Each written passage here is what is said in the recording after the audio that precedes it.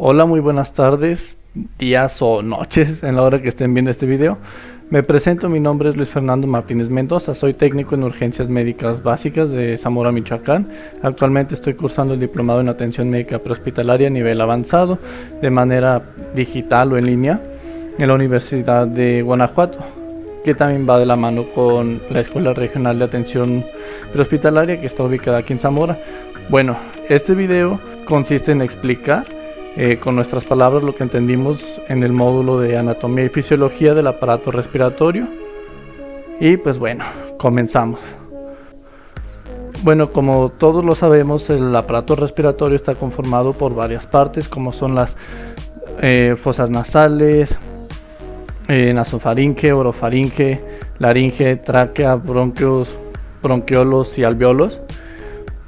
Y este cumple una función muy importante dentro de nuestro cuerpo, que es recibir oxígeno y expulsar dióxido de carbono para producir energía para la célula.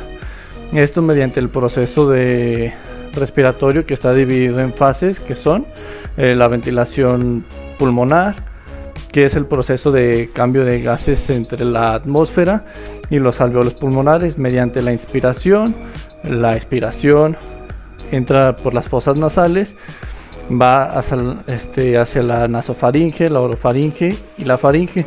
Estas tres se encargan de calentar, humedecer lo que es el aire, y de ahí se dirige hacia la laringe y permite el paso de aire hacia la tráquea, que en el último extremo se divide en dos bronquios y se ramifican, originando bronquiolos y alvéolos.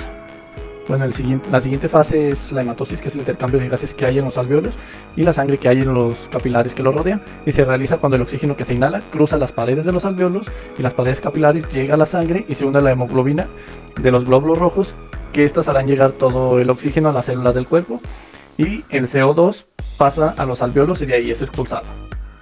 La siguiente fase es el transporte de gases, que consiste en el traslado de oxígeno desde los alvéolos hasta las células y el dióxido de carbono desde las células hasta los alvéolos. La respiración celular son reacciones químicas para que la célula pueda obtener la energía de los nutrientes para realizar sus acciones. También dentro de este módulo hablan acerca de la difusión de gases a través de la membrana respiratoria. La estructura de esta membrana prácticamente son capas que van desde el alvéolo hasta la capilar pulmonar. Estas capas son la capa de líquido, el epitelio alveolar, la membrana basal epitelial, el espacio intersticial, la membrana basal capilar, el endotelio capilar. Y para que este proceso de difusión de gases se lleve a cabo, requiere de varios factores, como el grosor de la membrana. Si el grosor de esta aumenta, disminuye la difusión, y pues viceversa. Si el grosor es el adecuado, hay una adecuada difusión de gases. El segundo factor es el área superficial, y se refiere al número de membranas respiratorias en los alvéolos. Si estas disminuyen, será más difícil la difusión del gas. El tercer factor es el coeficiente de difusión del gas, que está determinado por dos variantes, que son la solubilidad del gas y el peso molecular. Esta última es inversamente proporcional a la solubilidad del gas del coeficiente de difusión, es decir, si uno aumenta, el otro va a disminuir. El cuarto factor es la diferencia de presión del gas. Esto significa que cada tipo de gas difunde distinto. Por ejemplo, el CO2 que hay en nuestro cuerpo difunde 20 veces más rápido que el oxígeno, ya que en el CO2 la presión es mayor en los capilares pulmonares que en los alvéolos, y este se mueve desde donde hay mayor presión hacia donde hay menos presión. De igual manera, el oxígeno difunde desde donde hay mayor presión hasta donde hay menos presión, solo que en este caso la presión del oxígeno es mayor en los alvéolos y menor en los capilares pulmonares. Otro tema que es parte de este módulo son las leyes de los gases, como son la ley de Charles, la ley de Gay-Lussac y la ley de Boyle, algo así. Bueno, la ley de Charles explica la relación entre temperatura y volumen de los gases, y esta habla acerca de cómo influye el aumento de temperatura en un gas, es decir, que el gas aumenta su volumen al someterse a temperaturas altas, o disminuye si el gas es sometido a temperaturas bajas.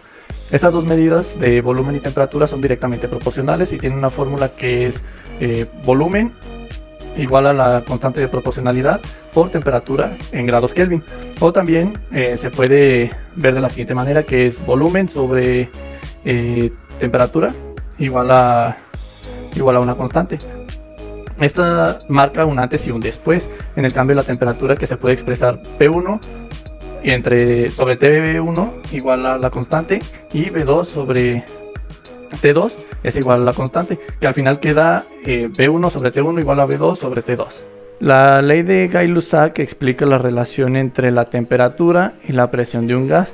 Por ejemplo, si calientas un gas dentro de un contenedor rígido, la presión de este aumentará, ya que al calentar las partículas del gas ocasiona que se muevan más rápido, aumentando el número de veces que pegan en el contenedor, aumentando la presión. De igual forma, si este se expone a temperaturas bajas, las partículas se moverán más lento y bajará la presión. Esta ley también tiene una fórmula matemática que se expresa de la siguiente manera, que es presión igual a la constante, a la proporcionalidad de la constante por temperatura, que también es en grados Kelvin, o también se puede escribir presión sobre temperatura igual a la constante. Esta también marca un antes y un después, que se puede expresar la fórmula en P1 sobre T1 igual a la constante, y P2 sobre T2 igual a la constante, que al final queda P1 sobre T1 igual a P2 sobre T2. La ley de Boole o Boyle se explica la relación entre el volumen y la presión, ya que estas son inversamente proporcionales, es decir, si el volumen aumenta, la presión va a disminuir. Y también esta tiene una fórmula que se escribe, presión es igual a la constante de proporcionalidad sobre el volumen, o también se puede escribir presión por volumen igual a la constante. Esta también tiene un antes y un después, y se puede expresar de la siguiente manera, que también es P1 por B1 igual a la constante, y P2 sobre V2 igual a la constante, que al final quedaría P1 por B1 igual a P2 por V2. Estas tres leyes que les acabo de mencionar también tienen relación entre ellas, que es la ley general de los gases, y esta fórmula es una combinación de las tres y queda más o menos así: P por B igual a la constante por temperatura.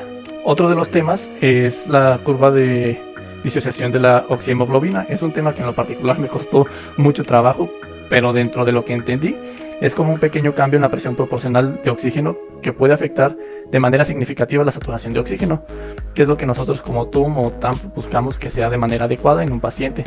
Esta se mide con esta pequeña gráfica.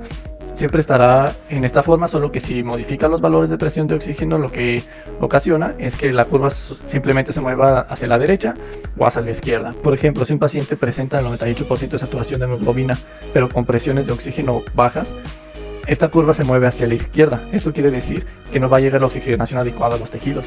O puede tener una saturación baja del 86% al aumentar la presión de oxígeno a 80 milímetros de mercurio. Esto quiere decir que la hemoglobina no está conservando el oxígeno adecuado. Hay factores que hacen que esta curva se desvíe, como son el aumento de concentración de hidrogeniones, que desvían hacia la derecha, y que ocasionan una disminución del pH y aumento de la acidez. El aumento de la presión del CO2 parcial también es uno de los factores que hacen que esta curva se mueva hacia la derecha, y el aumento del 2,3-difosfoglicerato también hacen que se mueva hacia la derecha. El aumento de temperatura también, y los factores que hacen que esta curva se mueva hacia la izquierda pues prácticamente son los mismos, solamente que en menores cantidades. Por ejemplo, una menor concentración de hidrogeniones, menos 2,3-difosfoglicerato y menos temperatura. Y bueno, pues hasta aquí sería todo. Esto es parte del aprovechamiento que obtuve en este módulo. Me hacen falta todavía reforzar un poquito más lo que es la parte de la curva de disociación de la oxihemoglobina, pero pues estamos en eso. Para eso estoy en este diplomado, para seguir aprendiendo. Y pues nada, hasta luego.